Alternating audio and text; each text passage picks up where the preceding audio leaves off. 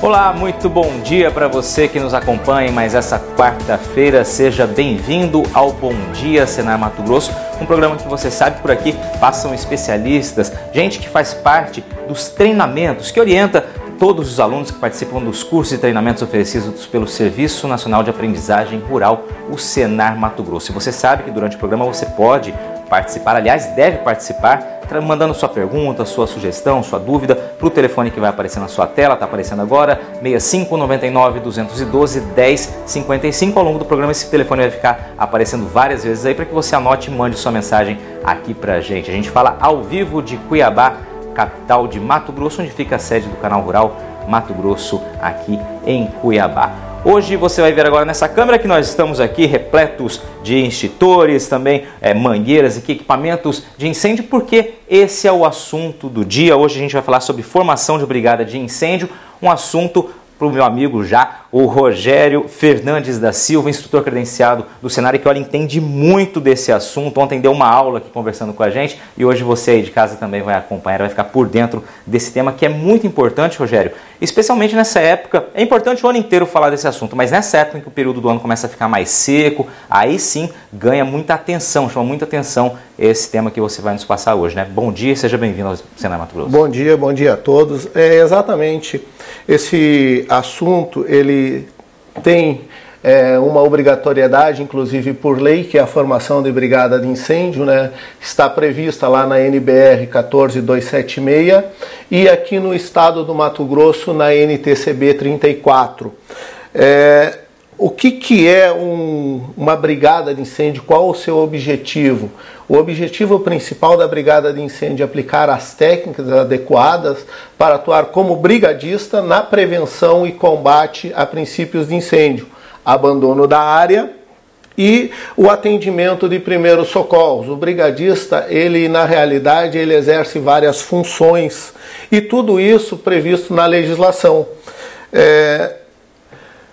No caso, aqui a gente trabalha com risco e o risco ele é muito elevado. Então tem que haver esse treinamento conforme está escrito lá na NR 23, que trata sobre a proteção contra incêndio e diz que toda empresa deverá possuir proteção contra incêndio, saídas suficientes, equipamento suficiente para o combate ao fogo.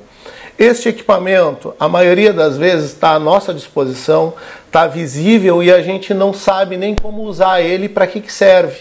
E é um dos grandes problemas que tem no princípio de incêndio, a utilização desse equipamento errado. Você falou desse ponto, uma curiosidade. Quando você participa desses treinamentos, vai ministrar esses treinamentos, você percebe que, de fato, esse é um ponto que chama a atenção das pessoas terem equipamento, não ter a mínima ideia de como utilizado, para que serve. Isso é uma realidade que você se depara diariamente nos cursos? Sim, essa aí é o principal foco que a gente vê no curso, é esse aí. Como eu já tive alguns participantes de perguntar, mas para que serve aquela caixa vermelha? A gente tem ali há 7 anos e eu não sei nem o que tem lá dentro.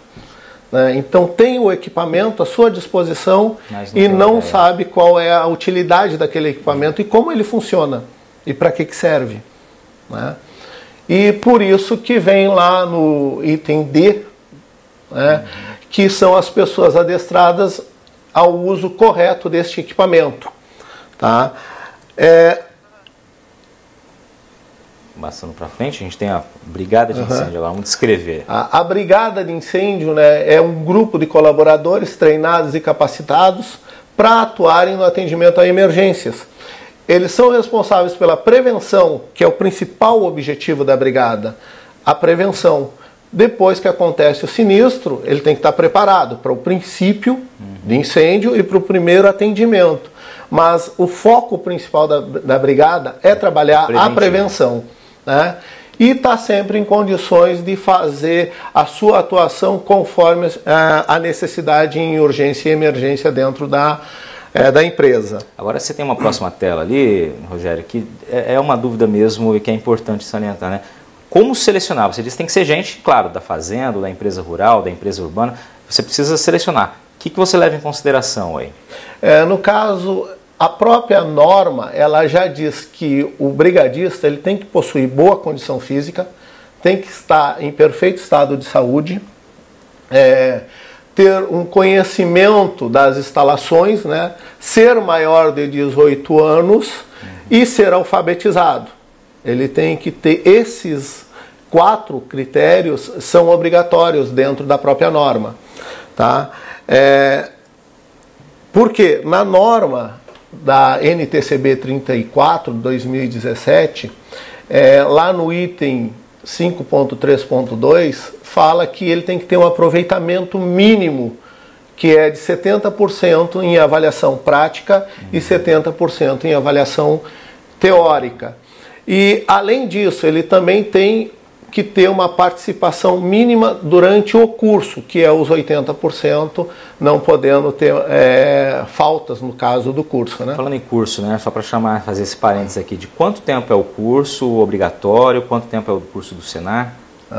O curso pela NTCB obrigatório, nós temos 2 tipos, que é o tipo 1 e o tipo 2. O Senar ele está oferecendo o curso tipo 1, que são 25 horas previstas. Na grade curricular do Senar são 32 horas. 7 horas a mais. 7 horas a mais, exatamente, para poder desenvolver o trabalho do meio rural. Perfeito. Depois dessa explanação, vamos lá, os equipamentos de segurança de combate ao incêndio, que é o que a gente está tomado aqui no estúdio. Exatamente, tá? Quanto aos equipamentos e os EPIs, a gente fala muito em equipamento e esquece da proteção do próprio brigadista, sendo que a primeira coisa que o brigadista tem que levar em conta é sua própria segurança. Se ele não tiver em condições, ele não consegue ajudar ninguém. Ele não vai fazer o combate e nem vai conseguir ajudar pessoas que estejam machucadas, no caso, né?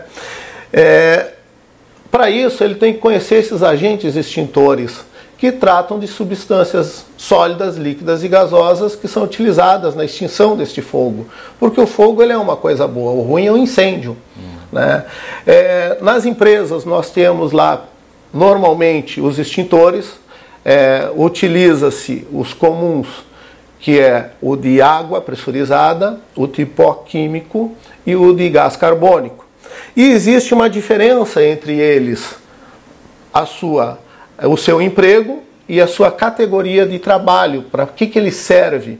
Vamos dizer que o extintor de água pressurizada, tá? É um extintor que ele é utilizado para um combate a princípios de incêndio em material que queima em superfície e profundidade. É aquele que tem a labareda e deixa um resquício, que seria a brasa, a cinza. Né? Já o de pó químico,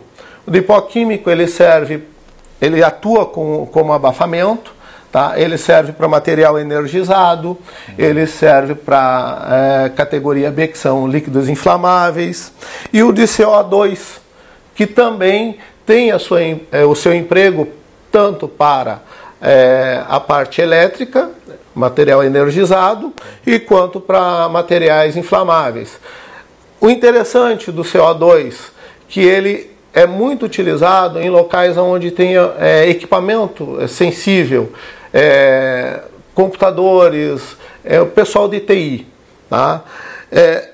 Os extintores, eles possuem tanto o de água pressurizada como o de pó químico, um reloginho que ele nos dá a carga e se ele está em condições ou não de ser utilizado. No caso, para ele estar em condições de ser utilizado, ele possui uma agulha amarela, onde essa agulha ela deve estar no centro da parte verde. Já o de CO2, ele tem um diferencial, ele não possui um mamômetro e na sua mangueira ele não possui o bico, e sim um difusor e uma manopla. A grande diferença dele, que eu não posso segurar no difusor, porque se eu segurar no difusor na hora do seu emprego, eu posso estar queimando a minha mão, porque ele ocasiona queimaduras, e são queimaduras bem graves. Então, além dos extintores, a empresa também tem que possuir o material hidráulico. Esse material hidráulico é aquele material que se encontra dentro do hidrante.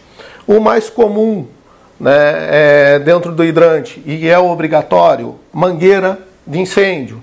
Um esguicho, que ele pode ser um esguicho regulável ou um esguicho agulha, tem que ter uma chave de mangueira. E muitas vezes a empresa tem esse material e não sabe nem como fazer a utilização dele. E dependendo do tipo de incêndio, é a forma também que você vai usar, porque a água é o extintor mais antigo que se tem. Só tem que saber usar ele, né?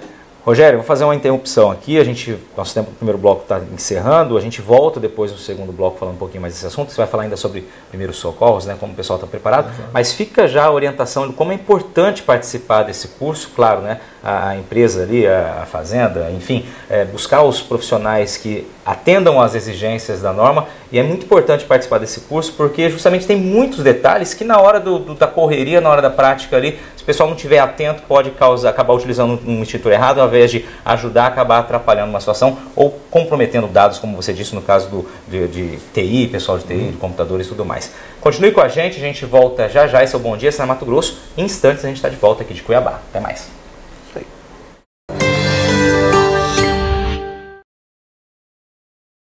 Estamos de volta ao vivo aqui do estúdio do Canal Rural Mato Grosso em Cuiabá, onde a gente apresenta o Bom Dia Senar Mato Grosso. E nesta quarta-feira o nosso assunto é formação de brigadas de incêndio. Quem está conosco aqui é o instrutor credenciado do Senar Mato Grosso, o Rogério Fernandes, que no primeiro bloco falou sobre as normativas, as diretrizes que regem essa normativa, como participar do curso, como selecionar os alunos que precisam, né, aqueles agentes da propriedade, os colaboradores que vão participar dessa brigada. Falou sobre classificação dos extintores, como deve ser utilizado cada um em incêndio, ou seja, trouxe muita informação. E daqui para frente a gente segue, Rogério, porque agora a gente fala também sobre primeiros socorros, quer dizer, o pessoal que participa desse curso, o brigadista tem que saber como prevenir, como tentar combater e também como, evidentemente, fazer os primeiros atendimentos ali. É positivo. O brigadista, na realidade, ele é um polivalente, né? Além de fazer a prevenção, fazer o combate, ele também tem que estar pronto em condições de fazer o atendimento de primeiros socorros. Mas para conseguir fazer esse atendimento, ou até fazer um combate, como a gente fala, se ele não tiver calma, tá, e evitar o pânico, ele não consegue fazer nada. Sendo que a prioridade em todo atendimento, tanto no combate a princípios de incêndio como no atendimento de primeiros socorros, é o brigadista. E o que são os primeiros socorros em si? O pessoal confunde bastante o atendente de primeiros socorros com o profissional. Tá? Os primeiros socorros é aquele cuidado imediato prestado a uma pessoa cujo estado físico coloca em risco a sua vida ou a sua saúde, tá? Com a finalidade de manter as funções vitais e evitar o agravamento de suas condições até que recebam uma assistência médica especializada. E isso pode ser realizado por qualquer um. Só que o brigadista, ele já tem um treinamento específico para isso, para poder fazer esta prestação tendo um conhecimento básico, teórico e prático, para poder fazer este atendimento de uma forma adequada e evitar o agravamento ou até mesmo sequelas irreversíveis àquela pessoa que ele está atendendo. Porque muitas vezes a gente age com o coração. E a gente não pode. Tem que saber separar isso. Né? Exatamente, a gente tem que saber separar. E isso também é previsto em norma. Lá na nossa norma, na NR7, no Programa de Controle Médico Saúde Ocupacional, no seu item 7.5, fala que toda empresa deverá ter pessoas treinadas e habilitadas à prestação de primeiros socorros e equipamento para esta prestação conforme o trabalho desenvolvido desta empresa ou da propriedade rural principalmente, porque lá na propriedade rural também é citado na NR31, no seu item 31.5.1.3.6, a mesma coisa, só que vem um grande diferencial. O trabalhador rural, ele está numa área já onde ele tem um atendimento especializado de difícil acesso.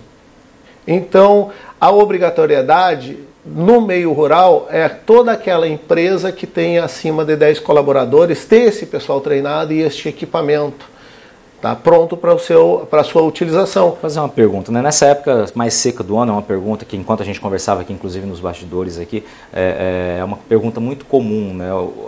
Essa época do ano é mais seca, evidentemente em Mato Grosso, colheita de milho, há um risco muito grande de incêndios, de acidentes desse gênero. Aquele profissional faz parte da brigada, aquele colaborador que vai estar acompanhando, seja com caminhão-pipa, mas o treinamento é outro, não é esse mesmo treinamento do Senar. O treinamento para o combate na agricultura, existe pelo Senar um curso que específico. Exato, que é a prevenção de incêndio na agricultura. E além desse curso também tem o curso de queima controlada. O Senar Mato Grosso ele oferece esses dois cursos também, que vão fazer uma complementação à brigada de incêndio. São situações muito específicas ali, né? E você disse ali, manter a calma é uma dos primeiros socorros, também, evidentemente, no incêndio no campo é preciso ter muita cautela, muita tranquilidade para combater. Exatamente. Além disso, dele ter essa calma e ele ter esse conhecimento, o fogo no meio rural ele tem um diferencial. Eu não apenas verifico os 3 elementos do fogo, que é o comburente, o combustível e o calor.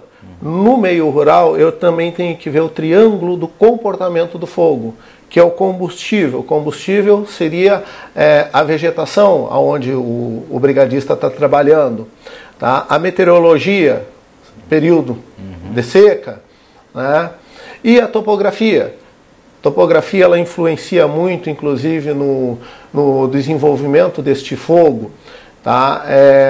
Fogo, ladeira acima, ele vai muito mais rápido do que por isso abaixo. Tem um treinamento específico. Exatamente. Vamos fazer o seguinte, a gente combina uma próxima oportunidade de você trazer essas informações aqui também, nesse período de seca.